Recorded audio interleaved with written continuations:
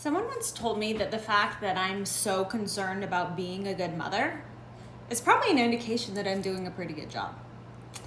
Because parenting is one of those things where you have to constantly be trying to improve, because we aren't born with the ability to just know what we're doing.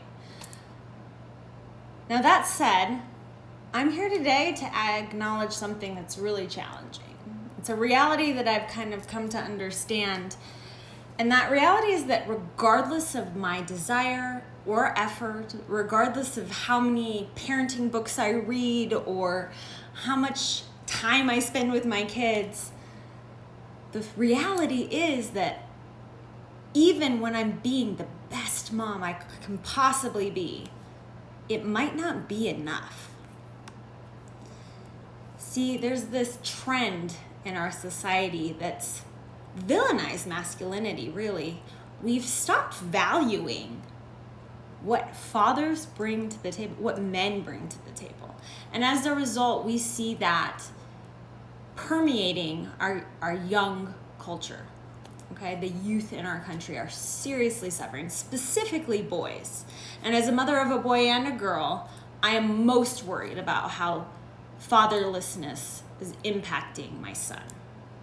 Now, these are some examples of how we are seeing the shift in our culture.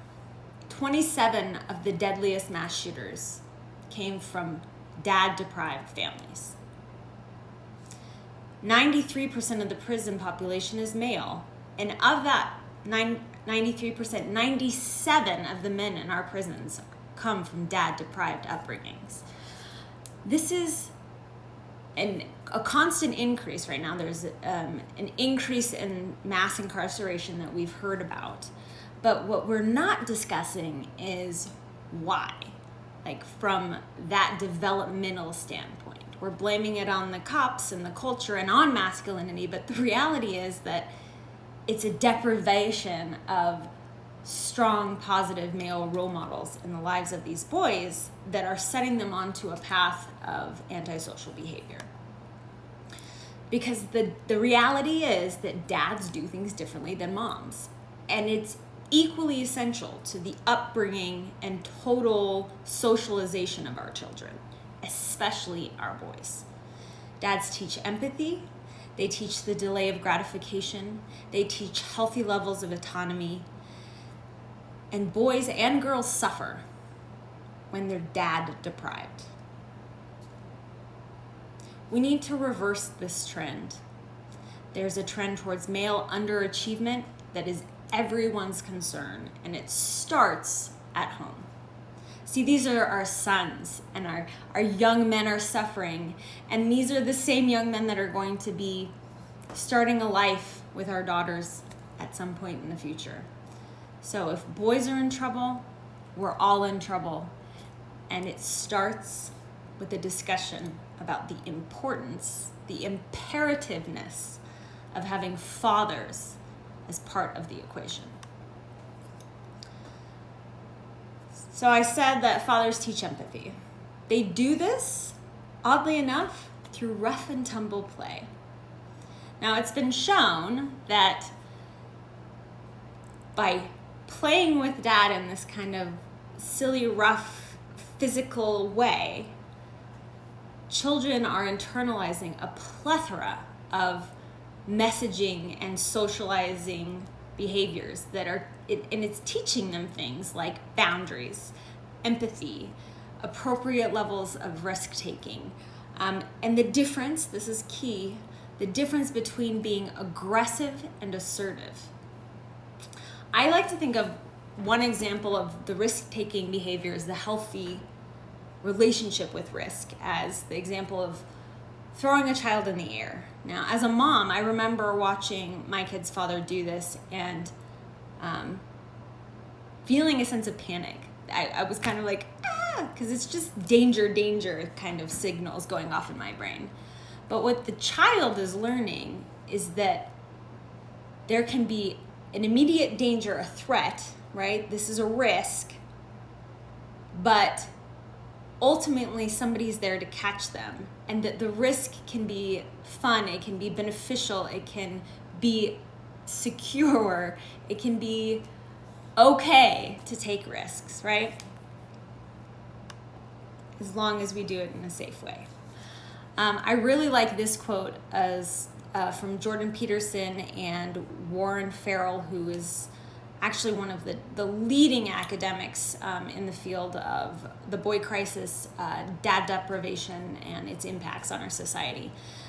In a discussion they were having, this quote came out of it, which is, "The father requires a child to think of his brothers or sisters' needs, which is one of the reasons why roughhousing combined with boundary enforcement is statistically related to empathy.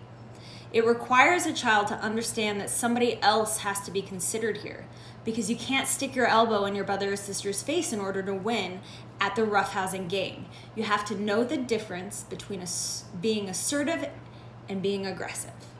And I think that really encapsulates what I'm trying to get across here, which is that dads are, and the way that they interact with kids, specifically through rough and tumble play, are making a huge developmental impact on our children. Dads also teach children to delay gratification and take responsibility. There was a study done with mom bedtimes and dad bedtimes, and apparently dads actually got the kids to bed earlier despite typically having bedtime set at a later time than moms. So moms would set a bedtime at 7, dads would set a bedtime at 7:30. Come bedtime, the child would say, "Mom, I forgot to do my homework." Mom would say, "Oh, let's get that done before school. We don't want you to go to school without that." Dads would say, "Tough luck. You should have gotten it done before. It's 7:30, it's bedtime, go to bed. You have to deal with those consequences." And I think you can really see how that might apply as a child develops and grows and goes into the world, that there are consequences and that sometimes we have to do the things that we're responsible for doing, regardless of what we want to do instead. And that delayed gratification, that ability to prioritize and take responsibility, is something that is deeply rooted in the way that dads interact with their kids. Also, the conditional love component is different in moms and dads. There's actually a condition for approval from a father that is essential to teaching a child that, I don't know, for lack of a better word, that, participation trophies aren't the same as getting first place, and that earning your way is more admirable. And I think there's utility in that while I don't tend to be super tough love, I think that it's important that my kids get that. There's also a healthy level of autonomy and a fortification that happens. Again, it's this ability to be assertive versus aggressive, that risks can be okay, that competence is a good thing, that teasing is okay, that you don't have to take everything personally. I think that that's a huge socialization step that we are seeing the lack of in cancel culture. And I don't think that it's good. I don't think that it's a good direction as a society for everybody to have to cater to the most sensitive person in the room. And then,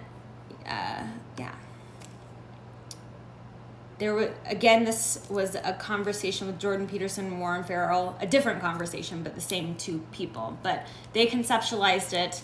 If the feminine is concentrating on who the child is now and what the child needs now, the masculine concentrates on how the child can move to the next developmental stage, and he pushes that development along. Both are necessary to developing secure and competent children. I added that last slide, but I'm not sure what the solution is, but I think that it's got to start by acknowledging that there's a problem. And specifically by moms acknowledging that we need dads to be a part of raising our children, and creating a change in the way that we're talking about, the way that we're thinking about, and the way that we're treating the fathers in our lives.